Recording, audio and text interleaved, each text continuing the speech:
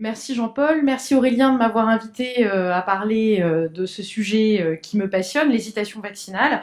Mais la question était un petit peu plus précise que ça, puisque c'était l'hésitation vaccinale chez le patient handicapé et comment convaincre. Alors je vais essayer de vous donner quelques éléments, même si je ne vais pas forcément vous donner de recettes miracles. Alors je voudrais commencer par une petite histoire. Hier soir, pour venir, j'ai pris le TGV depuis Lyon parce que je m'étais expatriée pendant 24 heures et j'ai repensé à ma grand-mère. Ma grand-mère a été maman d'un petit garçon qui est passé plusieurs mois à l'hôpital de Garches en rééducation suite à une poliomyélite. Ma grand-mère était institutrice et elle prenait donc tous les samedis midi le train pour rejoindre son fils et venir passer le week-end avec lui en rééducation ici. Et ça ne serait jamais arrivé si mon oncle avait eu la chance de bénéficier de la vaccination contre la polio, qui a été inventée en 52 par Jonas Salk, un Américain, mais originaire de Russie, ou s'il avait bénéficié du vaccin français de François Lépine, ou encore du vaccin oral, qui est encore largement utilisé dans les pays à ressources limitées, également inventé par un Américain d'origine russe, mais cette fois-ci avec plutôt le côté brevet russe. Et d'ailleurs, il y a une petite histoire concernant Jonas Salk et ce lien finalement entre handicap et vaccination, et finalement la disparition d'une partie du handicap grâce à la vaccination. C'est que quand on l'interrogeait sur le fait de savoir s'il allait breveter ou non son vaccin, Jonas Salk répondait: peut-on breveter le soleil?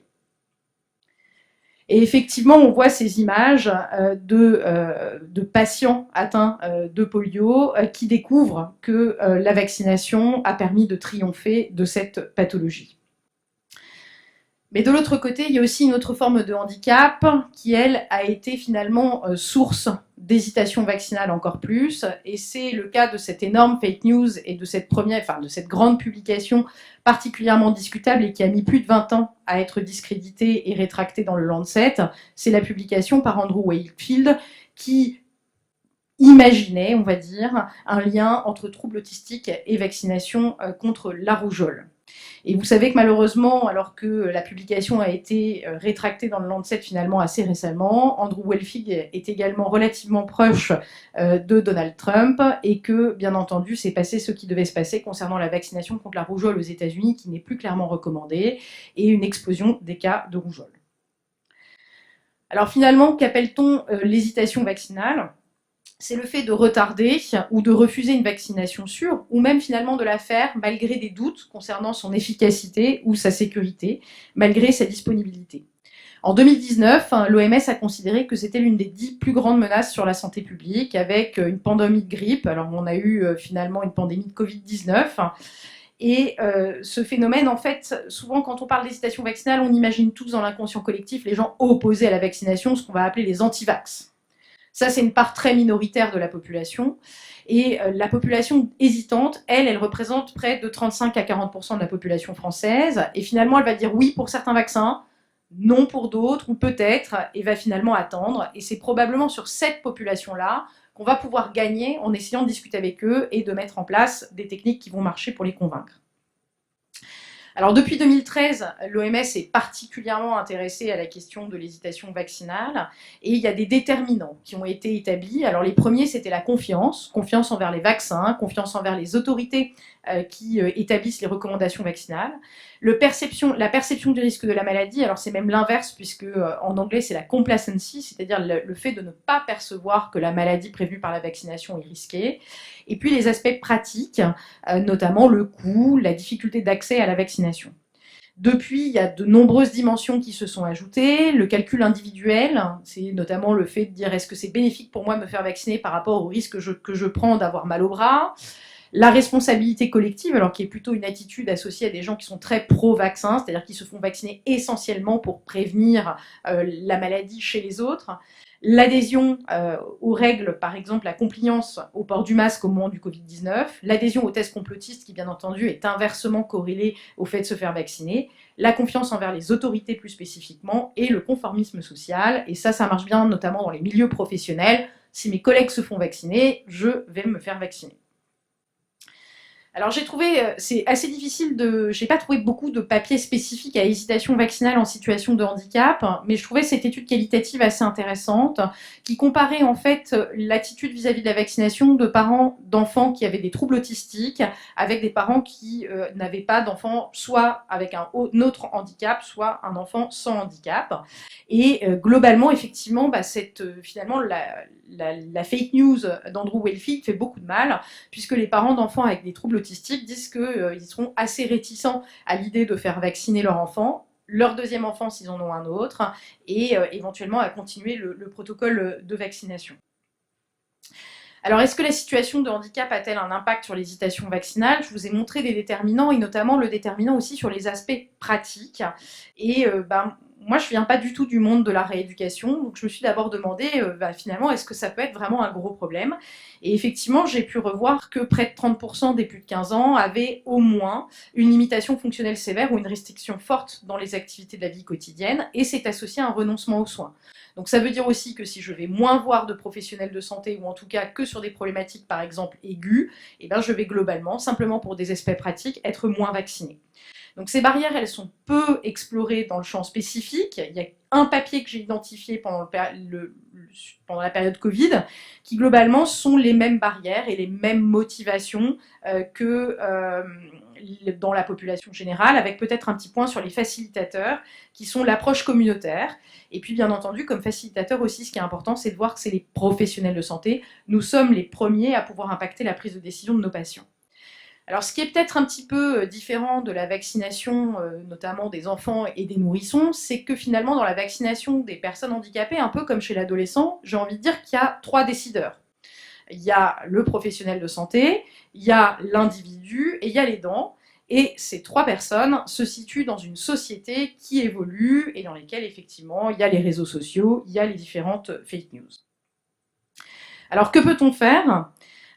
L'OMS a établi un document qui s'appelle le Tailoring Immunization Program, dont l'objectif est d'essayer de monter des programmes pour favoriser l'adhésion de la vaccination, dont le principe est qu'elle soit vraiment basée sur les besoins de la population qu'on souhaite vacciner, donc vraiment personnalisée. Donc on pourrait se poser la question d'interventions très spécifiques dans le milieu du handicap. Et tout ça se base sur une théorie de modèle de changement du comportement qu'on appelle le COMBI, qui vise à augmenter les capacités, à motiver et à créer des opportunités de vaccination pour que les gens se fassent vacciner. Alors je vous ai mis quelques exemples de ce qu'on pourrait proposer pour renforcer à la fois la capacité, créer des opportunités de vaccination et motiver. Donc sur le plan de l'éducation, mieux informer sur la maladie prévenue, c'est effectivement mieux. La formation, il y a vraiment beaucoup de choses encore à faire sur la formation des professionnels. Persuader, avec notamment le storytelling et le fait de raconter des histoires individuelles, c'est ce qu'on voit beaucoup dans le mouvement anti-vax, ça marche très bien. Ma grand-mère a eu ma mère a eu un turbo-cancer après sa vaccination contre le Covid-19. Ça fait pleurer dans les chaumières, mais nous, en tant que professionnels de santé, on n'a pas l'habitude de raconter toutes les histoires affreuses qu'on a vues de patients décédant de Covid-19 dans nos services. Des aspects organisationnels aussi qui permettent d'augmenter des opportunités. Alors, quelles interventions fonctionnent? J'aime bien cette méta-analyse récente qui montre que finalement, ce qui marche le mieux pour pouvoir augmenter les intentions et les couvertures vaccinales chez toutes les personnes, c'est qu'ils reçoivent une recommandation ferme par un professionnel de santé. Alors, donc, je pense que finalement, pour augmenter les capacités de professionnels de santé, le meilleur moyen, c'est de donner des capacités. Alors, beaucoup de professionnels de santé vont me dire « Ah ouais, mais le calendrier vaccinal, il change régulièrement. » Effectivement, chaque année, en avril, on a des petites nouveautés et c'est très difficile de se tenir à jour. Donc, il y a quand même quelques outils. Nous, on a créé dans la région un podcast régional qui s'appelle La vaccination pour les pros, qui est disponible sur toutes les plateformes, où vous reverrez toutes les indications de vaccination en fonction des populations. Également, une plateforme européenne qui s'appelle Vital, qui est plutôt destinée pour la vaccination des sujets âgés, ou en tout cas au moins comorbides. Et il est clair que ce qui est sorti, Vital, on a fait une phase un peu diagnostique. Ce qui est sorti, c'est que les professionnels de santé ont globalement de vieilles connaissances sur la vaccination et souhaiteraient avoir plus d'informations sur les maladies prévenues, leur incidence, l'impact, mais également la sécurité et l'efficacité des vaccins. Et également une formation sur comment communiquer. Alors, s'adapter au public, parmi les situations de handicap, Il y a effectivement les situations avec des troubles cognitifs. J'ai trouvé cette bande dessinée qui a été traduite en langage facile à lire et à comprendre sur la vaccination. Ça a le mérite d'exister. Et puis, on peut proposer des outils un peu éducatifs. Donc, notamment, tout à l'heure, on va parler probablement de méningocoque. On a créé des séances de sensibilisation avec notre équipe où on accueille des collégiens à l'hôpital et on les fait jouer à un escape game et à un jeu sérieux qui est comme un loup-garou autour de la vaccination. Et on a fait aussi un petit jeu sérieux dans le cadre du projet PrEV HPV sur la vaccination HPV. Des exemples. À l'échelle individuelle du professionnel, vous avez ces recommandations à propos surtout donc, des parents, donc destinées aux aidants et aux parents. Et globalement, il faut partir de la première recommandation, c'est de présumer que les parents vont faire vacciner. Souvent, le professionnel va se retrouver dans des difficultés lorsqu'il part du principe que les parents vont être réticents. Une grande majorité des parents, finalement, ou des aidants vont dire bah, c'est le jour de la vaccination, allons-y, ça fonctionne. Ensuite, si ça ne marche pas, bah, il faut recommander fortement la vaccination. Et si ça ne marche pas, c'est là qu'on tombe sur quelques parents réfractaires ou vraiment qui ont des doutes et hésitants pour lesquels des techniques de l'utilisation de l'entretien motivationnel va pouvoir être intéressante. Et effectivement, cet essai randomisé dans le cadre de la vaccination HPV, ils ont randomisé des centres médicaux aux États-Unis entre on fait comme d'habitude, on fait de la communication présomptive, c'est-à-dire c'est le jour où votre adolescent doit être vacciné contre HPV, et une formation à l'entretien motivationnel un peu plus sympa pour dire on va discuter de la vaccination. Et bien, résultat de cette étude, le bras où on vaccine le plus, c'est aujourd'hui, on vaccine votre adolescent. Donc ce que je veux dire par là, c'est pas qu'il ne faut pas répondre aux questions des patients, mais il faut peut-être partir du principe qu'une grande majorité de patients n'a finalement pas tant d'interrogations que ça, et de lui dire bah, c'est le jour où on vous vaccine, bah, ça lui facilite la vie, et ça réduit son conflit décisionnel à lui, et il n'y aura pas de problème particulier. Donc effectivement, l'entretien motivationnel, là cette fois-ci je pense à réserver aux gens qui ont des questions, qui ont des réticences. Bah, c'est une technique qui a été efficace pour augmenter la couverture vaccinale des nourrissons, ça c'est au Québec. Ils envoient des médiateurs en santé discuter à la maternité avec les parents de vaccination, qui ne sont pas des professionnels de santé, qui sont des gens, des médiateurs en santé, enfin qui ne sont pas médecins ni infirmiers, qui sont formés spécifiquement pour répondre aux questions des parents hésitants, et effectivement c'est associé à une augmentation de la couverture vaccinale. Donc là, effectivement, c'est un peu l'inverse de la communication présomptive. Il faut apprendre à poser des questions ouvertes, à valoriser l'interlocuteur, à avoir une écoute réflexive et savoir résumer ce que vient de nous dire l'aidant ou le patient, et demander, partager et redemander si les informations ont bien été comprises. C'est un petit peu plus chronophage que la communication présomptive. Offrir des opportunités, je pense que c'est très bien vu dans la stratégie de vaccination et d'immunisation 2025-2030 et avec ce qui a déjà été fait avec la possibilité de diversifier les vaccinateurs, avec notamment la vaccination en pharmacie, mais aussi la vaccination par les infirmiers qui désormais peuvent être prescripteurs de la vaccination. Et notamment quand il y a des problèmes d'accès, de déplacement ou de choses comme ça, les infirmiers à domicile pourraient vacciner à condition d'avoir fait une formation spécifique de 10 heures. Et malheureusement, dans notre région Auvergne-Rhône-Alpes, je ne sais pas pour la région parisienne, mais on n'est qu'à 3% des infirmiers qui sont actuellement formés. Alors il y a un autre point, c'est qu'aussi quand on a une maladie chronique ou potentiellement un handicap, on peut venir en hôpital de jour et notamment en hôpital de jour de rééducation, et donc on vient à l'hôpital, et peut-être qu'à l'hôpital il y a des gens qui sont capables de faire une intramusculaire, effectivement. Le problème, c'est que quand on vaccine à l'hôpital, et que chez un patient hospitalisé, c'est que les vaccins sont à la charge de l'hôpital. Alors autant un petit vaccigrippe, ça passe, autant un vaccin contre le zona qui aura beaucoup d'intérêt pour des personnes âgées en situation de handicap par exemple, et là ça va coûter très cher à l'hôpital, donc très vite on va vous demander d'arrêter. Donc, effectivement, il y a du système D, c'est-à-dire qu'il y a certains hôpitaux qui ont des conventions avec l'assurance maladie, avec leur caisse primaire du coin, pour pouvoir vacciner les patients en ALD, mais on souhaiterait porter en tout cas le projet de quelque chose d'une diffusion nationale. En fait, l'idée, c'est pas de prendre le boulot des autres, c'est qu'en multipliant les vaccinateurs, on vaccinera quand même plus, et ça a déjà été montré avec la vaccination en pharmacie pour la grippe. L'autre point, c'est finalement terminer par faire du aller vers.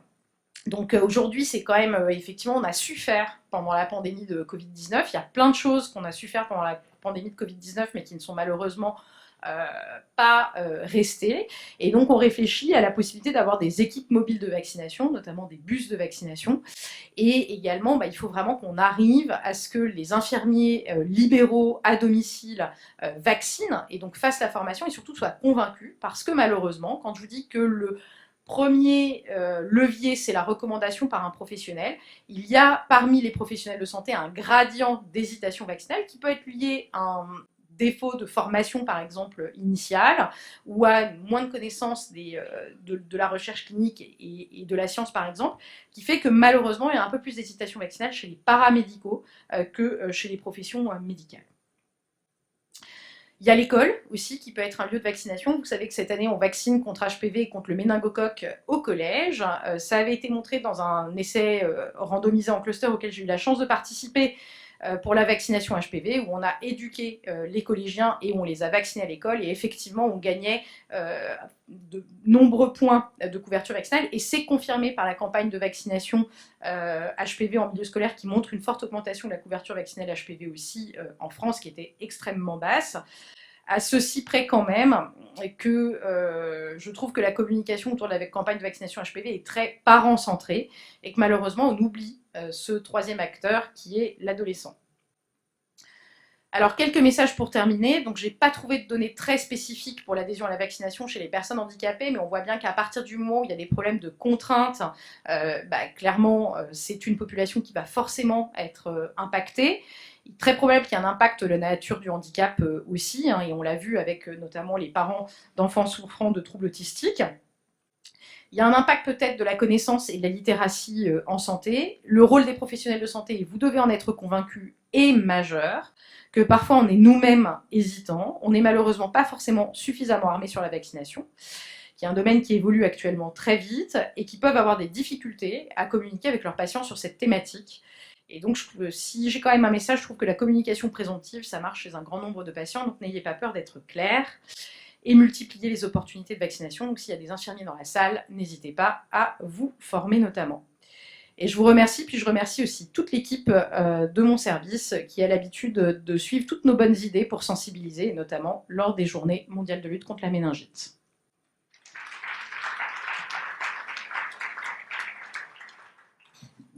Y a-t-il des questions? Hélène?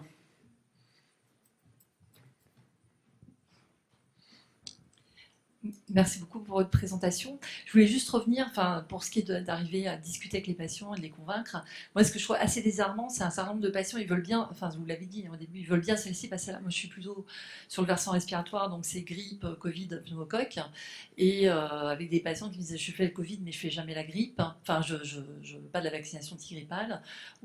Et donc, c'est comment arriver à, est-ce que vous avez des petits trucs ou des tips pour aider à Alors, j'en ai un pour la grippe. Effectivement, parce que la grippe, en fait, la problématique, c'est typiquement, on est dans la partie complacency. En fait, ils ont soi-disant jamais eu la grippe, voilà, donc ça c'est le grand truc. Et qu'en plus, la voisine, elle a eu la grippe le lendemain de la vaccination. Voilà, ça c'est à tous les coups. Il y a toutes les données sur la prévention de la morbidité cardiovasculaire avec la vaccination contre la grippe, avec des essais randomisés qui ont montré qu'en se faisant vacciner régulièrement contre la grippe, on faisait moins d'infarctus du myocarde. Et ça, l'infarctus du myocarde, comme j'ai l'habitude de dire, ça fait peur, et pas la grippe. Et il y a vraiment, en fait, il y a même des études qui ont montré qu'en prévention secondaire d'un infarctus du myocarde, notamment, la vaccination annuelle contre la grippe, en termes d'efficacité, c'est supérieur à la statine. D'accord ? Il n'y a pas un patient qui quitte un service de cardiologie sans statine après un infarctus du myocarde. Et d'ailleurs, depuis peu, et je pense que ça va changer la donne, parce que vous connaissez la propension des cardiologues à suivre les recommandations, donc ça, ils sont vraiment, voilà. Et la Société européenne de cardiologie vient d'établir des recommandations fortes de vaccination des patients insuffisants cardiaques et insuffisants et ouvrant sur les autres patients comorbides, entre guillemets, pour la vaccination grippe, VRS et Covid. Et pneumocoque. Et il y a un essai danois qui a montré que quand on rajoutait ça sur la petite lettre, ils ont fait un essai en cluster sur la petite lettre d'envoi pour le bon, comme notre bon de vaccination chez nous, ça permettait d'augmenter la couverture vaccinale, alors chez eux de 1,9%, parce qu'effectivement, ils ont un taux de couverture vaccinale à 80%, ce qui est loin d'être le nôtre. Donc je pense que chez nous, ça serait encore plus efficace. Il faut pas hésiter à rappeler que la grippe, tout bon an, mal an, la grippe standard, non pandémique, etc., c'est la cause de 8 à 10 000 morts par an en France. 8 à 10 000. Merci, c'est un bon argument. Après, nous, c'est vrai qu'on a des populations relativement jeunes, donc je pense qu'ils ne vont pas se sentir plus concernés par l'infarctus du myocarde. Donc, et on recommence tous les 6 mois à discuter des vaccinations, mais c'est vrai que, Alors, ça, je vais répondre aussi. Ouais. Parce que j'ai un petit argument. Bah, je vous ai montré le projet Prêve-HPV. Prêve-HPV, j'étais persuadée que les adolescents, il fallait leur dire que ça allait les protéger du bouton sur le SBOOB. Parce que le cancer, 20 ans plus tard, ils n'en avaient rien à faire. D'accord ? On a fait des études de marketing social. On leur a posé la question, on leur a pas dit quel vaccin on leur proposait, mais on a mis des scénarios. Et on l'a mis le scénario, est-ce que vous vous faites vacciner si ça prévient les boutons sur le SBOOB ou si ça prévient le cancer dans 15 ans ? Eh ben, ils ont préféré se faire vacciner parce que ça prévenait le cancer dans 15 ans. Donc finalement, l'infarctus du myocarde dans 20 ou 30, ça ne va pas se voiler la face, vous avez des patients jeunes, mais souvent tabagiques par exemple, en tout cas, voilà, ça peut arriver, et il y a des facteurs de risque qui peuvent se multiplier aussi. Merci beaucoup. Moi, j'avais juste une petite question. Oui, moi, je suis confronté à la défiance vis-à-vis de la vaccination chez des patients, notamment dans la population CEP, qui arrivent en consultation. Ils ne vous disent pas j'ai une sclérose en plaques. J'ai une sclérose en plaques liée à la vaccination contre l'hépatite B. Et il ne te dit pas, là, c'est pas la sclérose en plaques problème, c'est la vaccination, c'est lié, quoi. Il n'y a pas de discussion possible. Et donc, je trouve que les campagnes par rapport à ça et tout le travail fait d'éducation de la population, et on a, je sais pas, je dois avoir 10-15% des patients qui sont convaincus, complètement convaincus, alors que dans les autres pays, notamment scandinaves, cette question ne se pose même pas. Voilà, donc c'est comment travailler sur ça et est-ce qu'il y a des campagnes à faire pour... Voilà. Alors je pense qu'il y a un premier point, moi c'est un peu aussi pour ça que je suis complètement convaincue par la vaccination à l'école si elle s'accompagne d'une éducation à la vaccination et notamment d'une éducation à la littératie en santé. Et ce côté de travailler sur coïncidence et causalité, je pense que ça doit être expliqué. Et c'est ça, ça fait partie d'une des différences, la culture scientifique entre certains pays d'Europe du Nord et nous, malheureusement. Et moi, pas plus tard qu'il y a une quinzaine de jours, j'ai été effectivement confrontée à une patiente qui vient me voir, qui a une CEP et qui surtout m'explique qu'à chaque fois qu'elle se fait vacciner, elle a manifestement ces symptômes qui augmentent et elle vient me voir pour des infections urinaires récidivantes et très en demande de solutions. Et on voit bien qu'en plus, à chaque infection urinaire récidivante, sur le plan neurologique, ça va moins bien. Et elle me dit pareil des vaccins, que donc elle veut plus se faire vacciner, qu'en plus sa fille a effectivement aussi une CEP, et que sa fille c'était après la vaccination hépatite B, puisqu'elle faisait l'école d'infirmière au moment où elle a fait sa CEP. Et c'est vrai que j'ai passé 3/4 d'heure à discuter avec elle, à présenter les données qu'on pouvait avoir pour bien la rassurer. Je ne pense pas qu'elle soit partie en s'étant fait vacciner. Je pense néanmoins qu'elle a migré un petit peu sur sa certitude et que typiquement, c'est des patients, peut-être qu'on peut, la discussion à chaque fois qu'on les voit, et c'est même d'ailleurs pour cette seule et unique raison que je lui ai filé un rendez-vous ultérieur à la patiente. C'est pour pouvoir rediscuter de ça avec elle, puisque je n'avais pas de raison de la revoir. Et je pense que là, il faut juste, mais c'est là où l'entretien motivationnel est vraiment rediscuter cette culture de base, et voilà, c'est important.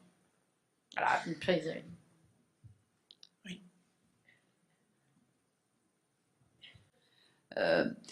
Je rebondis sur la question des sclérosés en plaques et des vaccinations, et ils viennent vous dire, et de toute façon, les papiers sont toujours contradictoires. Il n'y a aucun papier qui a donné un effet, un avis contraire à ce que pensent les gens.